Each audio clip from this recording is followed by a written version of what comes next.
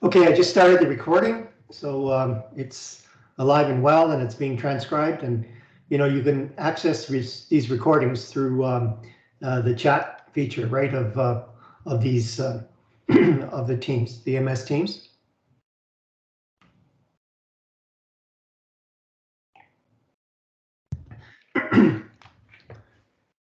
Okay, so before I get started, I wanted to let you know that in the in-person class today, I offered sort of a bonus project, and it's related to the team project that's due December the 6th.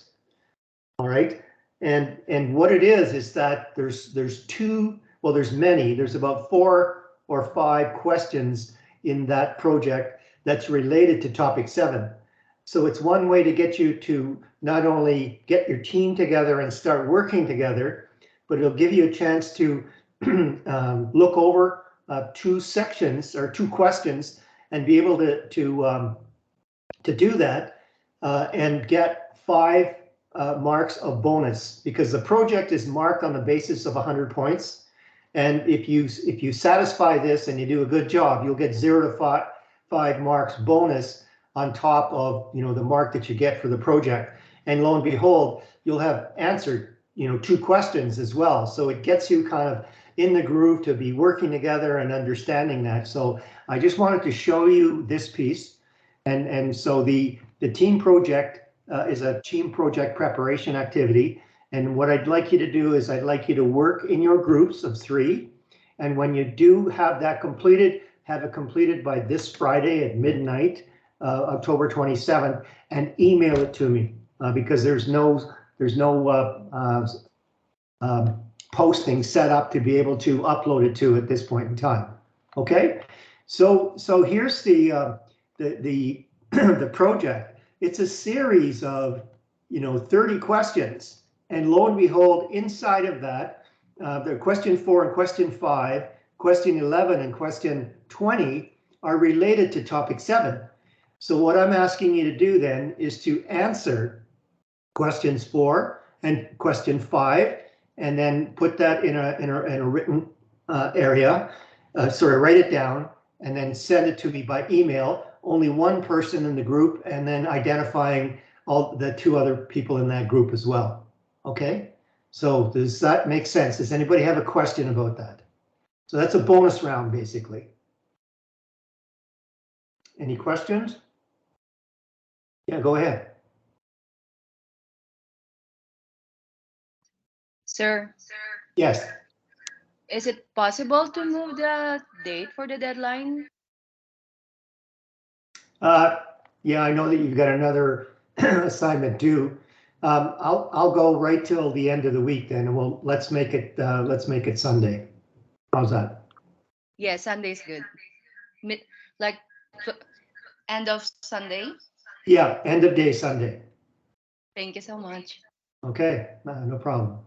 Okay, so let's just look at those questions. It says examine the human resources management approaches of Amazon, and you see that there's 6 marks associated with that, and then 4 marks to base your analysis on what you would recommend. So the best thing to do is go to the slide deck and review that slide deck and look at all the theories that have been presented in that slide deck, and then take a look at what Amazon has taken as an approach, and it may be even outside of that slide deck. And the thing is, since it's 6 marks for that, I think you should try to find at least 3, so I can give you 2 marks apiece for that, and then base your analysis on what you'd recommend, saying, okay, here's their approach. Maybe you don't think that it's working, and if you take a look at the slides in the topic 7 slide deck near the end, there's a whole a series of slides at the end of that presentation about Amazon, and certainly there's a lot of things that could be a lot better, and there's certain things that they're doing that is really progressive. So that should be the basis for you. And then the second thing is go through all the authors of these theories, of motivational theories, and decide which theory, that's question 5, which theory does, or theories that Amazon subscribe to, and why do you think that? And then, is that what you would recommend? If not, what, what would you recommend? And that's another 10 marks, in that piece. So if you do well on that, you can get up to 5 bonus marks in addition to what you score out of 100 on that project that's going to be marked December the 6th. Okay, and someone else has their hand up here, so let me just see who that is.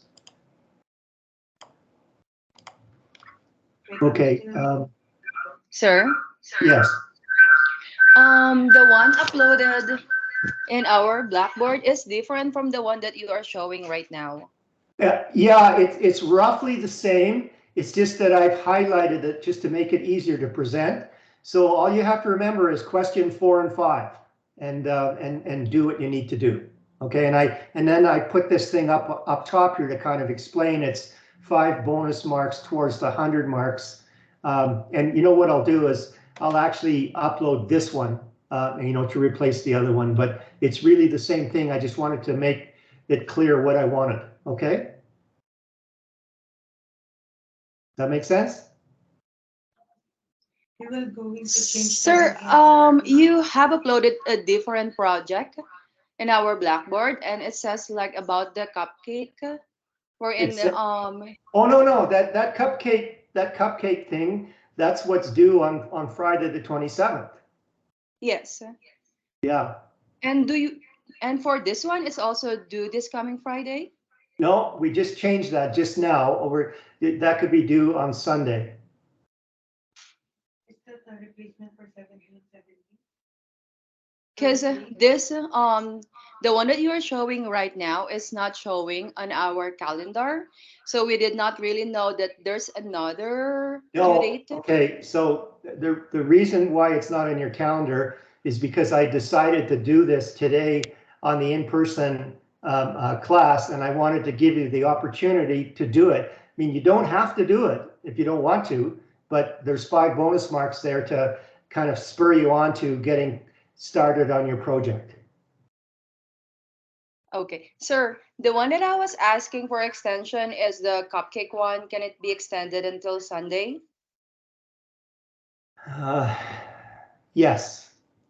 Yes. Thank you so much. Okay, so I'm going to get started with the lecture now. Thank you.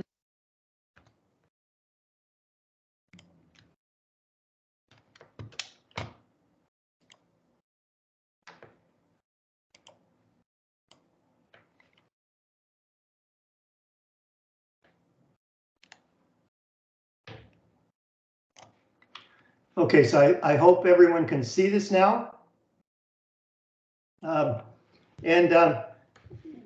Good, thank you. So I still see, Edzelyn, you still have your hand up. Did you have another question?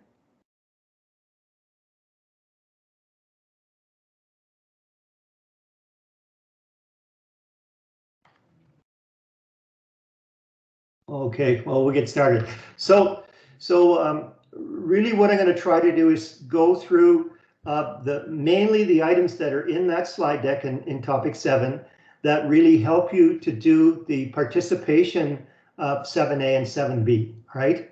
But also what I want to highlight is take a look at where I have highlights in yellow because they're kind of important and they fit into where we're trying to go in the course, okay? So let me start right here at this slide. Defining performance, it really is all about motivation. I mean, you hire people with ability, but that doesn't guarantee that they're going to do the job for you.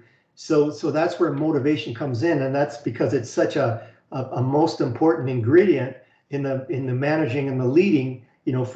From where you're, what you're learning about in terms of being a good manager and a good leader in terms of management and leadership principles, basically. So just remember that performance equals ability times motivation in capitals.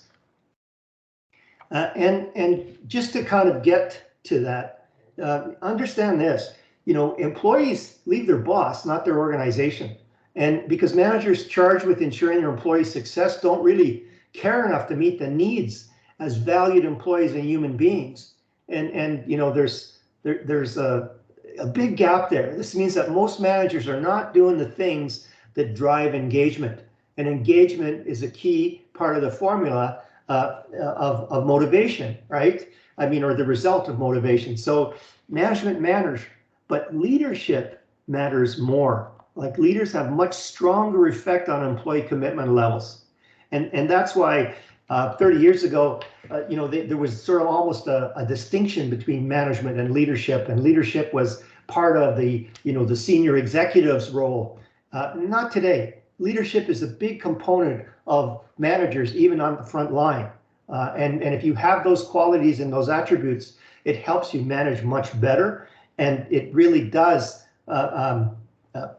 motivate people to be able to want to do things. You know, leadership allows you to inspire, it allows you to engage, it allows you to demonstrate how people can share that vision and what's in it for them when they you know, when they satisfy those goals, you know, and there's one particular expert that, you know, I'm going to cover off when she talks about win-win. So that's coming. Okay, so here's the thing. All right, leaders have much stronger effect on employee commitment levels and intent to stay, because in today's world, it's recruitment and retention, and recruitment is a big part to find the right people in the right place, you know, for the right spots in the company. But retention is all about training and development and keeping people involved and those kind of things. And look at, you know, the combined effect of managers and leadership. You know, 89%, you know, is there. You know, where great managers and great leaders make, you know, the most of the impact.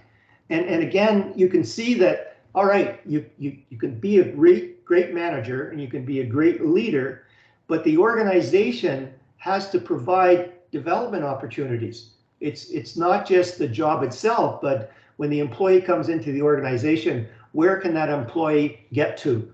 All right, and so that you can see that when there's above average development opportunities, then all of a sudden, you know, you get a lot more commitment, you know, to management and leadership conditions. And what we're going to talk about, you know, is the behavioral view of management. And again, it gets back to motivation, and it's the process. So think about it, that the efforts are energized, they're directed. People have to know where they need to go, right? And sustain towards attaining a goal. So where are they going? How are they going to get there? And then what is it that they're going to do? And we all know that high performance teams have very clear-cut objectives and are really understand what they need to do to execute to achieve that key goal, right? So there's energy involved, there's direction involved, and old-fashioned persistence, you know, sustained effort to achieve a goal and satisfy a need, you know, so stick-to-itness. I just wanted to show you this. This is some of the work that I've been doing over the years.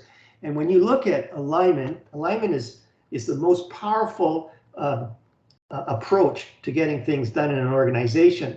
And you need clarity in alignment, and you need focus, and you need to have an impact, and then you need to get results, right? And you can see that, you know, clarity is not just one thing. It's, you know, core values. We're going to talk about that. It's understanding what the purpose is. It's having principles, so people have you know, some governance around what they're going to do, intention, vision, direction, all those things. That all these things contribute to clarity. And then focus, you know, understanding what your company does. So, you know, the value of your offerings, you know, your value proposition. You know, what's critical to success? What are the key goals? The strategy, and then systems thinking is another sort of evolution of understanding how all these pieces come together, because our environments are so complex today. And then getting the impact, you know, commitment and discipline, and putting in success routines and success habits that people will just learn and then apply just second nature. And then you need the tools: time management, change management, people management, process management, project management, performance management. So this is all the, everything that's in, the box of tools that you need in terms of getting people to do things through motivation and abilities. All right, so here's one where I talked about Mary Parker Follett. Oh, look at this, I put this in a yellow highlight. It must be important. So she coined the term win-win, and that's key. But I heard of this story many years ago. You need to understand the famous FM radio station, WII-FM. What's in it for me? So when you talk about win-win, you're talking about, yes, the winning, the organizational win, but what's in it for the employees to be able to win? And when you start understanding what's in it for me, for each employee, as a manager and a leader, you have a different perspective on how to get there, all right? And that's what to understand. So, in our participation 7A that I'm going to ask you to do, in both these participation activities, I want you to submit as groups. And you can see that I've changed the submission to groups for these two inside of Blackboard for 7A and 7B. So the first one is identify methods to motivate or engage your employees. So back in topic 3, one of the participation pieces was come up with a business, and look at that. So come up with a particular business in your group, and then identify that, and then identify a key, a key thing that they do, and then identify the methods of the motives to engage your employees. And it could be a family business, or it could be a large international business. Just pick one. Okay, so that's what I'm asking for in 7A. And here, what I've done is I've added a template. And again, this presentation is in the weekly commentary on week 7. And this is just a template, and you can use these 12 questions to kind of give you some ideas of methods to motivate, because this was an employee survey about what their needs were. So if you know what their needs are, then you'll know, what methods that you could possibly use. So this is here to help you, okay? And then understand that, work motivation indicator in Revel, have a, this should really give you a sense of how to learn how to be a good manager and a good leader. And it's not only just looking at the person, but it's the job orientation, and that's the job itself. Do they have the skills? Can you give them the tools? Can you give them the support that they need? Career orientation is that, can you help them develop? And you'll see that Amazon does that. They've got a, they've got a whole program to be able to help people develop and go beyond what they're doing at Amazon and work towards a particular other discipline or career that they really want to go to. And then understand calling orientation. You can look at, if people have a genuine purpose of going somewhere, their sense of purpose, you work with that, and that's if you can support their purpose, it's highly motivating. Okay. Okay, so just want to describe the Hawthorne effect. And basically what that was is they were looking at improving productivity, so they were changing different things. And then they found out that they got results just about for everything they did. And really what was gleaned from that is that they were paying attention to their employees. So that's a big factor. So you have to pay attention. And when you're doing that, it goes a long way in motivating them. There wasn't any kind of any big ahas from the effect, other than the fact that because they were paying attention, people started improving their productivity. So again, Mayo took a look at those things, and workplace rules and procedures influence worker attitudes, but lack of attention to workers results in underproduction. So you got to be around. You've got to make that connection as a manager and a leader. Okay. And it's important to understand, and this is just a little bit of an aside for you, to develop ways of offering praise to your employees as you get to be a manager. And look at this, 81% of leaders say recognition doesn't form part of their major strategic priorities. And it's a skill. And if you can do that, then you'll be much more effective at motivating employees. And look at 22% of US employees feel feel recognized at work. So there's a lot of work to do. And there's different ways to finding the opportunities to praise. When they arrive, like somebody completes their onboarding as a new employee, you'll take a look at some of the effects of bringing on onboarding can really change their perspective right from day one when they come in. Or somebody goes the extra mile, that's a great time to praise them, or delivers a big launch, or gets promoted, or goes out of their comfort zone to do something, say for a customer or an employee counterpart, or hit specific milestones. Learn new skills, but the whole idea is you have to be earnest about it.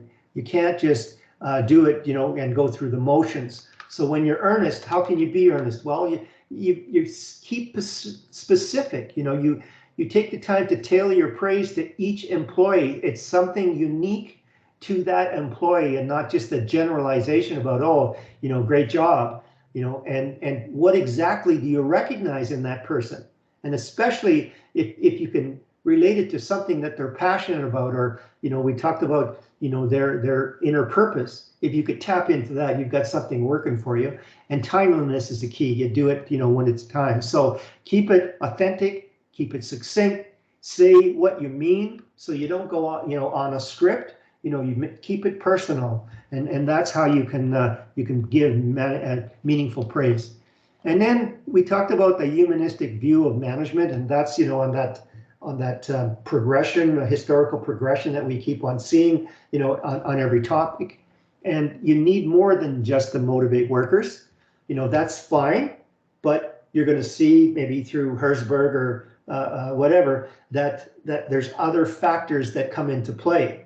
And you're going to see that through Maslow and those pieces. So management needs to understand the interests of the employee in the employee-manager relationship. It's all about the people. All right, so here's that range of things. We're into this humanistic portion, so you can see that the management systems have evolved, and there's still things we can draw from the past, but we're in in your cohort group of management people getting out into the working world.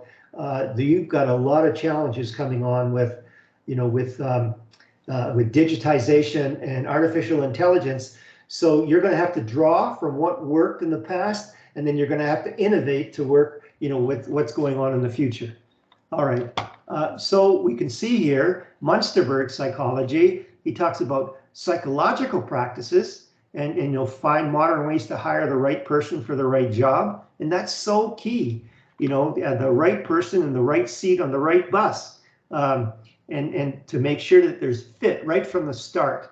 And how do you do that? When you say make fit right from the start, not only do they have the skills and abilities, but they have the same alignment in beliefs and core values. And the more that you can parallel that, the stronger that they will fit in the organization and be able to make a contribution, right? And so I'm a big proponent of value-based management and value-based recruitment. Hire the people who want something more than just a paycheck every month. They want candidates who believe in their purpose and have a similar overlap in values. And purpose ties right into core values. I mean, it's what's important to you as a core value is really what shapes your purpose, right? And so that you look at values-based recruitment. But here's where that starts. And again, look, another yellow heading, that's important. So key concept in understanding motivation is that there's different levels, which means there's different people at different levels in their life cycle, and they don't move up at the same space. But where it is that Maslow started off with physiological needs like water, food, and shelter. I mean, if you don't have enough food, how can you be more productive, right? You're still, you're in survival mode. And then when you get past the survival mode, well, then you want to make sure that, there's security around you. And then once you have the security, well, then now you can start thinking about a sense of connection, because now, you've got some confidence that things can go right for you. And then you work up to esteem, and when you want recognition, and then self-actualization, which is really the Gandhi level of seeing, where the world really needs to go, and doing it because it's the right thing to do, and it's for the overall purpose of society and the organization. So this is really key, and you'll see that a lot of the people, even in the slide deck, have adopted Maslow's approach to things, to be able to further the management principles around motivating people. Okay, so here's Herzberg. All right, so look at it. He talks about the two factor theory. Well, where do you think these hygiene factors came from? Down here, right? And then achievement and recognition. Well, they're right around here, right? And growth opportunities. Well, that's self-actualization. So you can see that Herzberg has adopted that. And oh, by the way, all right. Oh, there's another yellow thing here. So pay attention to that. Okay, so most people don't realize this, but they make decisions through the lens of their own core values. And that's what drives our attitudes and behavior at the most basic level, so that they set the standard, for self-governance. So again, if you can find people with the same or parallels or understand the core values of your organization, and there's a parallel there, then you have a lot going for you to be able to know how to motivate them and do the things overall in the corporation that motivates them. So I wanted to just show you this. It's not part of the curriculum, but it's something that I experienced. So Hal Tona, they ran Values Technology out of California, and they came in to work with TELUS at the time, and I had the privilege to coordinate with them. That it was sort of my project that I ran. And what we did was we surveyed 1,200 people in the entire TELUS organization, because we wanted to see where the predominant core values were in the organization. So if you take a look at the way that Hal and Tona set this up, they did a lot of research, and they went to different countries, they looked in different societies, different cultures, then different demographics, and they came up with 125 values. And lo and behold, if you take a look at, from the phase 1, surviving, to phase 4, interdependent, really what you've reached is they put Maslow's hierarchy of needs, they just turn that whole triangle 90 degrees, and lo and behold, here's where it is. And here's what we found is that in that organization, we saw that the preponderance of values were in this self-initiating area of Maslow's hierarchy of needs. So again, the HR people started thinking about, how do we find ways to resonate in this area of Maslow's understanding and motivate more people. So it was so helpful. And what you need to understand is that, let me go to the next slide, core values are not set in stone. So you can just imagine, during COVID or down the pandemic, that this whole curve probably shifted, this way in terms of, surviving and belonging, because of the turn of events that went on. So the core values will shift, and you need to understand that, as a manager, to really, use it as a tool. Okay, and again, I quote Dr. Massey, and you might want to look up this link, but he called this, you are what you are because of you were when, and if you've shifted your core values, it's because you went through a significant emotional event. And guess what? COVID really changed a lot of people because they went through significant emotional events, and that's how to understand how core values, make a big part of how to motivate people. And then here's just a quick look now at team activity 7B, so you can do this. So having said that, again, with your group, this is a group activity, you take a look at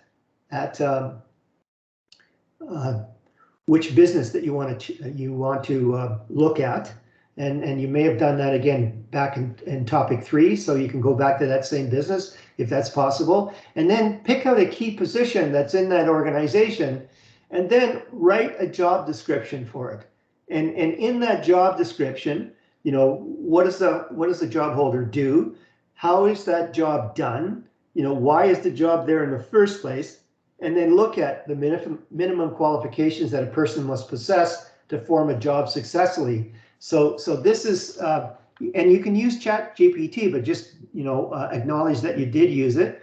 And here, what I've done is I've actually put a template in here, and again, you can access this presentation, in topic 7 in the weekly commentary, week 7, right?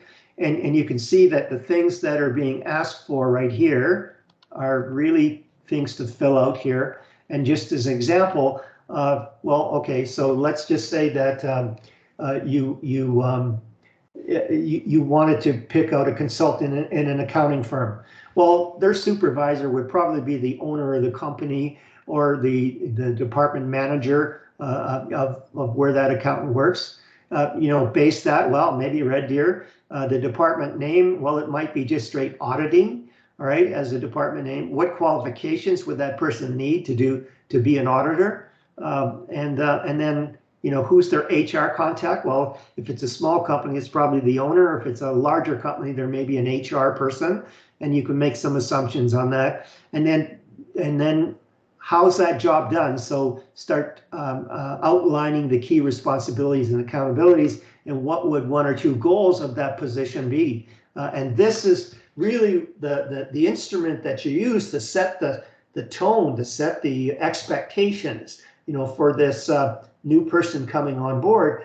When you have a job description, to really let them know, here's what we expect from you, and here's where we know that your abilities and your qualifications fit, your skills fit into this particular job. And oh, by the way, if there's one skill or whatever that isn't there, let's talk about it and let's put you on a training and development program. Okay, so that's how that works. All right, and then, this is all part of job design. So have a look at this slide in the slide deck, and the way tasks are combined to form complete jobs, and how would that job have skill variety?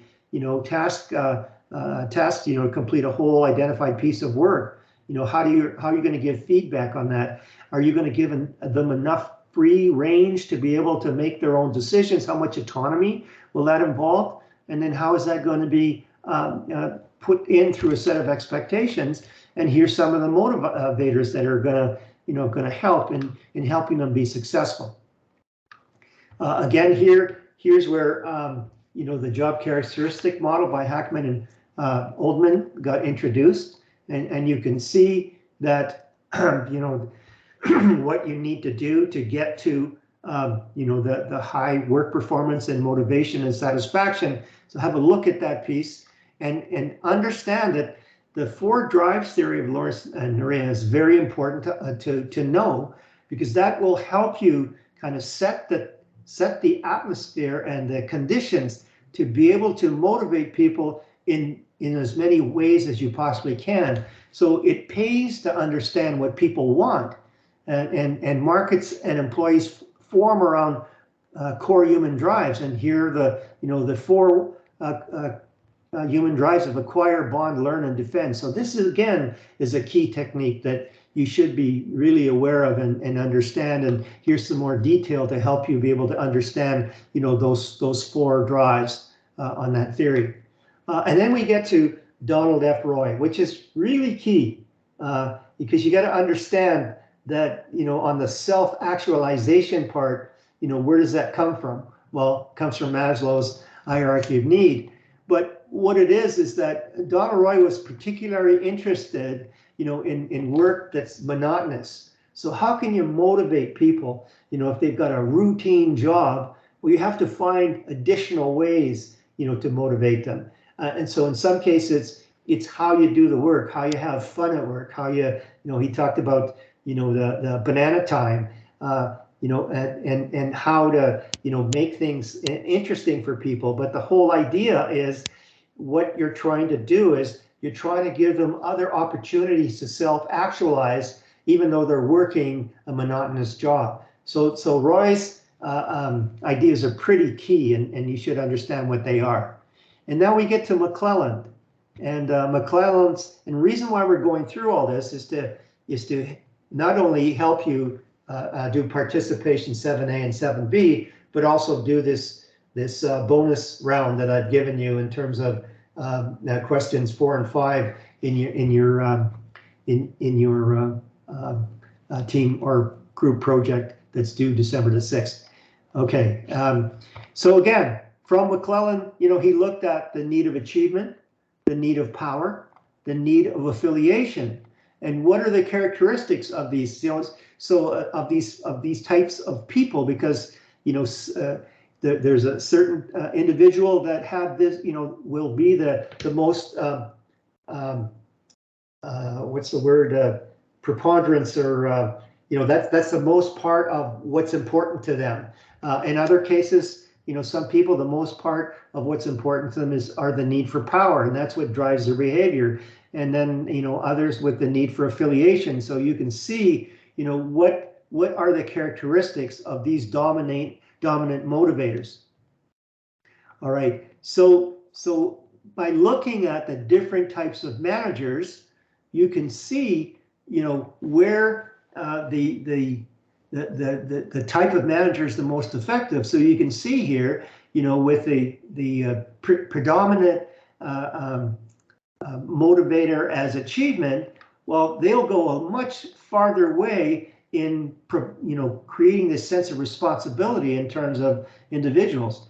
Again, you know, when it comes to organizational clarity, it's the achievement-oriented manager that can get the message out and let people understand why they're doing their particular job and why it's so important and how their contribution affects the overall results of the organization. And again, from team spirit, you can see what's going on. And so that, you know, it's all about understanding, again, you know, what motivates certain people and how those particular people who are motivated will be able to be effective in creating change in the organization. Here's one that's been around since Adam, as far as I'm concerned. It's came out, I think, in the 50s or 60s here, and Theory X and Theory Y. And Theory X is becoming a dinosaur because it's very kind of old school thinking, you know, because of its tight control, authoritarian, you know. In Theory X, you know, the assumption was, well, no one's motivated, and you know, you have to coerce people to get things done, and that's still, you know, you know, an approach in today's world. But if you look at it from risk, but Theory X still applies when it comes to high risk. So if you look at people in the fire service, there's no room for discussion. You know, they have to execute because there's loss of life or loss of property involved. So there has to be very tight control in that organization. Whereas the Theory Y, you know, it's more liberating, you know, it's more ad hoc. It allows people to really think for themselves, and it's more around, you know, an expectation management. You know, I know you're here, I know you're well qualified, I know you're a professional, and I know you're going to do a great job. So here's the tools, and here's the expectations for the results, and go to it, right? So that's the Theory Y. But this is still, you know, a baseline of management thinking that people go back to. So you should understand that.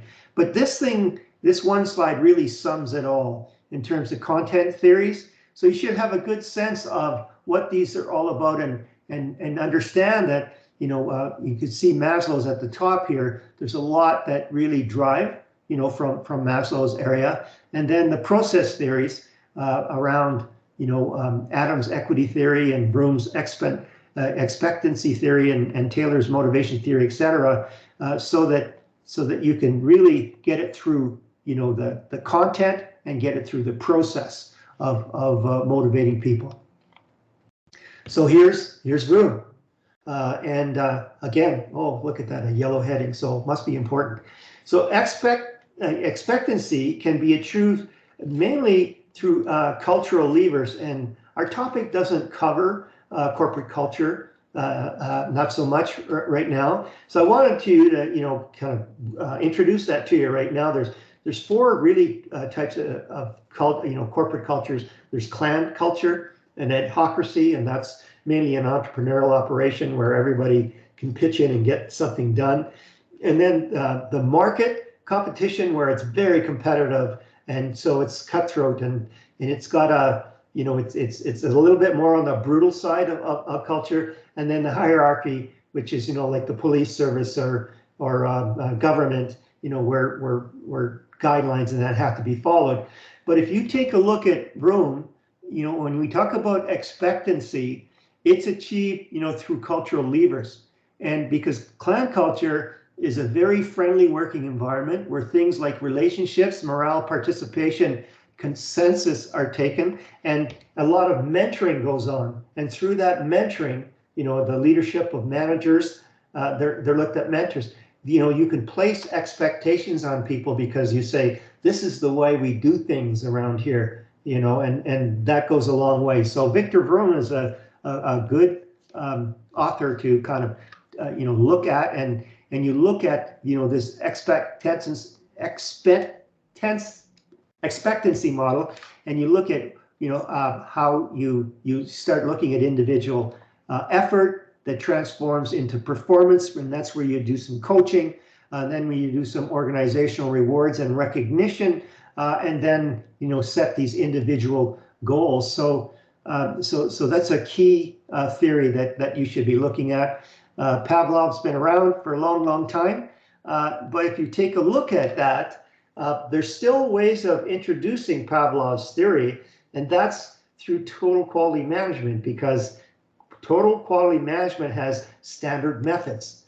They have standard, in standard methods, people are trained to do things a specific way to make sure that the quality of the outcome, is error-free. And that's a part of, a Pavlovic approach, because once you learn those methods, when you start seeing things, you behave a certain way because you're conditioned to be able to go through total quality management best practices. So that's one way. And then the other one, Skimmer talked about, operant conditions, and that's where, you'll punish if to make a correction, and you'll reinforce and strengthen and reward, if it's positive. So you can see, it's a carrot and stick approach. So something that's not happening now, does not want to experience, well then, you add it, through punishment. You just threaten them, I guess, and so on and so forth. So that's one thing to take a look at. And then the materials talked about Deci and Ryan, where they use coaching, and coaching is a big proponent of helping employees achieve, the best that they can be. And I think one of the things that you could consider looking at, and I'm going to put it in the chat, is and I think I referred to it before. It's called deliberate practice, and it's Anders Ericsson. I think that's how you spell his name, something like that. All right, and this is the best method of coaching inside of an achievement framework that you can use to be able to get people to do the best that they can be, and that's just a reference that maybe you'd want to look at some point in time. Okay, but here we are now in terms of understanding how human resource management, used to be, well, they'd hire and they'd look after their benefits and they were record keepers. but in today, it's a strategic area of the company. And I can speak from experience on that. You know, when I was a vice president in the wholesale division, we had on our leadership team, we had an HR delegate, and that delegate was not it was responsible for understanding you know, the wholesale's vision and where the critical success factors were, and then could translate that into what kind of skill base do we have now, and what kind of skill base do we need right now, and what kind of skill base will we need in the future, and then working that all through with getting the right people in the right seats, training them and developing them as one part of their motivation, keeping them competent, and keeping them, you know, in the organization, you know, retention. So recruitment and retention is absolutely strategic in today's world, and it's no secret that when you lose an employee, roughly in North America, the recruiting cost of filling that job again is about 6 times the annual pay of that person.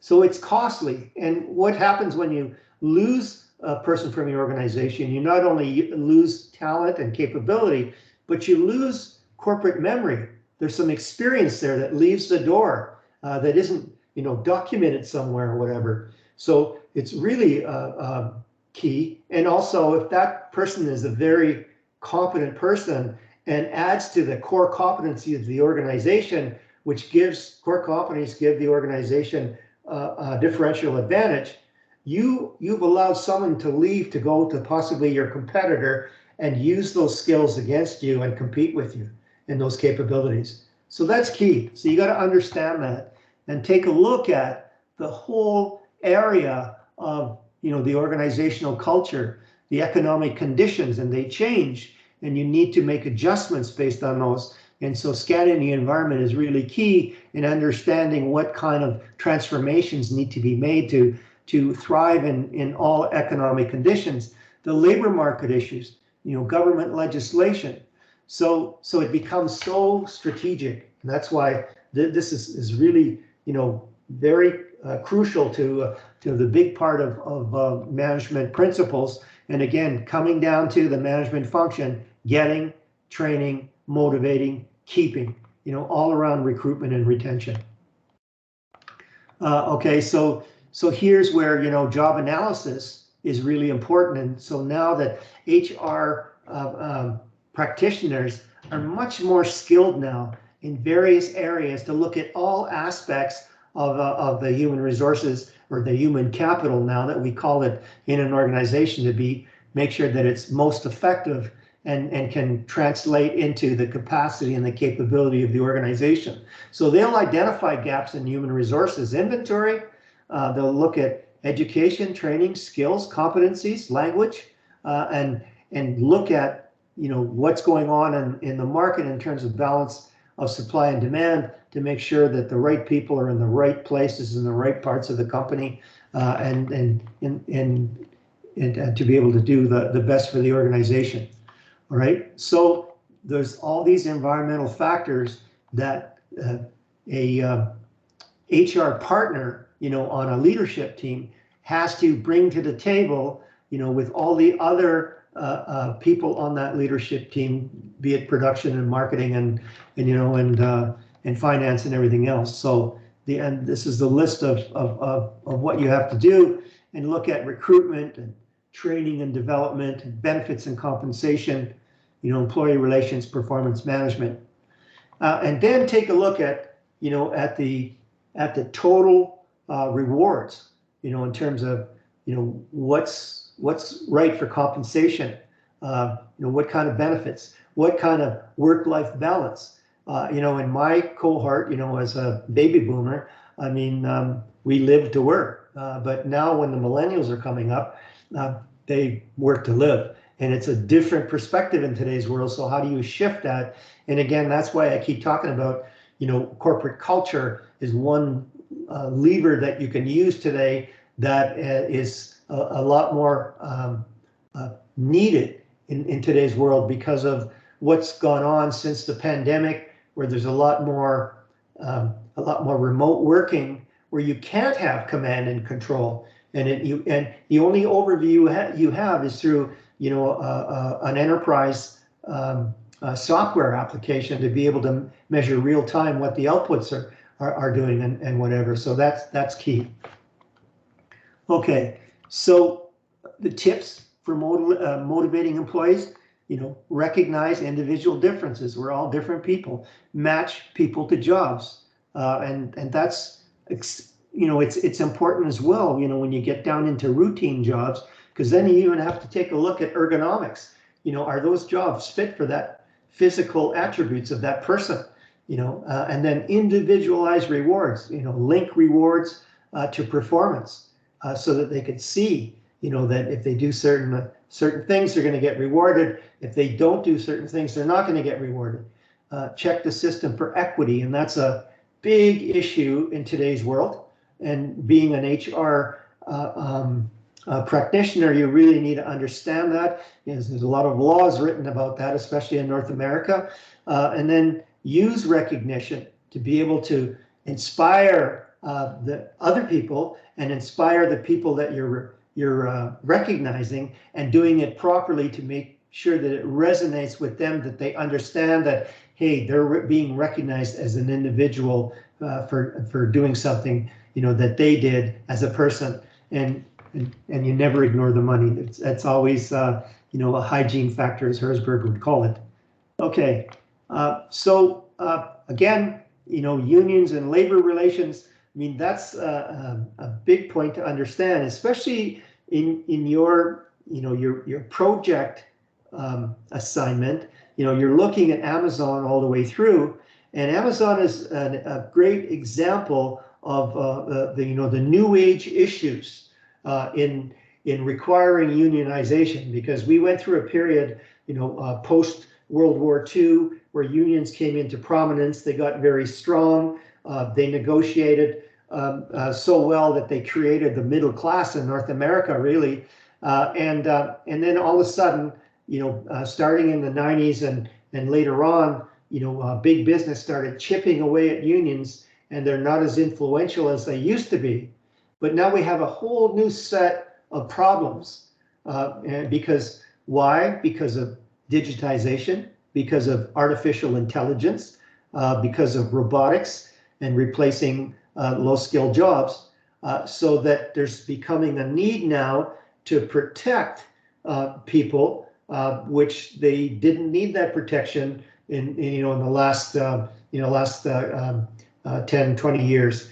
And you could see it right in Hollywood, with the strikes on why they're terrified of artificial intelligence. But you can see Amazon using artificial intelligence to be able to pick out what does work with employees, and everything today is so tied into enterprise software that they could see what's happening and actually trigger minutia when it comes to managing productivity of an employee, where it comes to be almost like a negative, right? So understanding unions and labor relations in your era of your future and will be, I think, much more important than it is today. So just to understand that.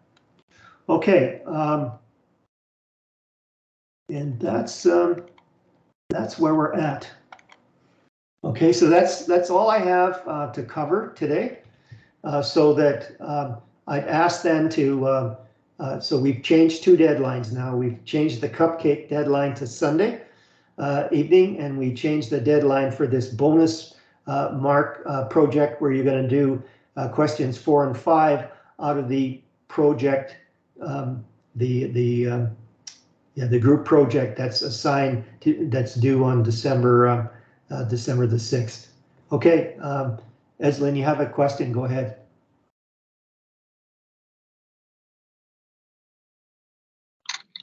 So we want to ask about the groupings. Sorry, you want to ask about which? about the grouping because we already emailed you about one of our group mates. Oh, okay. Yeah, I Is it didn't. still possible to edit it? Uh, yes, it is. It is.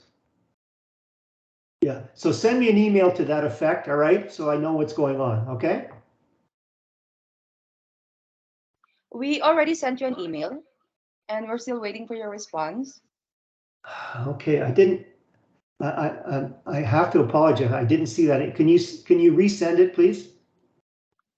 Yes, we will do that. Okay. Okay. And Sir, okay. Ria, you have a question? yeah, the same thing with us. I'm included in two groups. I already emailed you before we start the uh, uh that was before, I guess, 2 weeks ago. I emailed you about our group. So do I have to resend it again? Yeah, please. All right. I'm sorry about that. I just, I'm new in the organization and I'm trying to, catch up and I get all kinds of emails. So, um, and again, if you don't get a response in 48 hours, please email me again. All right. Okay, thank you, sir. And sorry, the best way that I pay attention is to send it to my RDP email and not message me through Blackboard. I'm less responsive to the Blackboard. I'm not used to using that communication on the Blackboard. I do cover it, but I should be covering it more. So if you want my attention, send me the regular email. Okay. Okay, thank you, sir.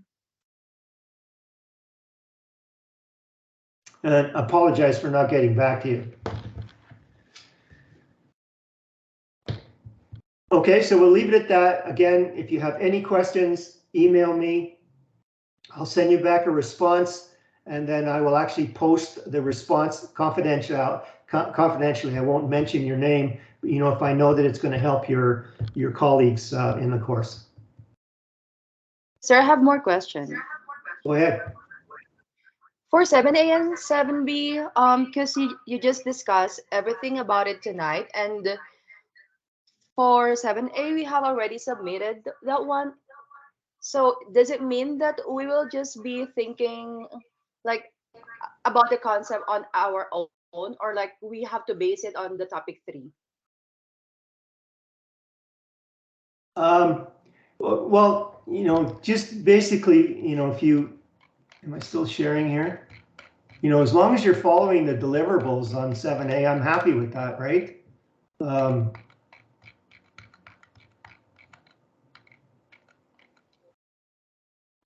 Where is it here? Okay. Yeah, so if you've identified some methods that resonate with what was taught in this topic 7, I'm fine with that. If you want to resubmit, you're most welcome to do that. Can you give us the option to resubmit, because there's no option for that? Yeah, I will do that. I'll do that right after I sign off here. And also, do you think it's possible to submit everything like for all the deadlines on Friday on Sunday, including 7A, 7B, and the group project? Because it's just like a lot of Yes, data and details. totally. And it might show that you've passed the deadline. Don't worry about that. I'll deal with it. Thank you so much.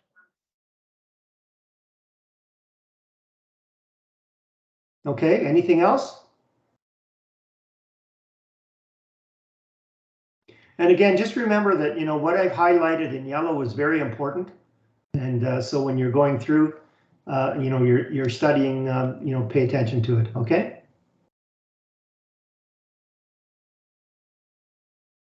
Okay, so we'll call it an evening.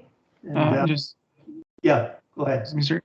Just want to ask if the participation assignments are graded already, because mine are still yellow. I just want to make sure I'm submitting it correctly. Yeah, I'm just starting to go through that. Again, I've started marking this week, so you should start seeing the marks coming in. All right. All right, thank you.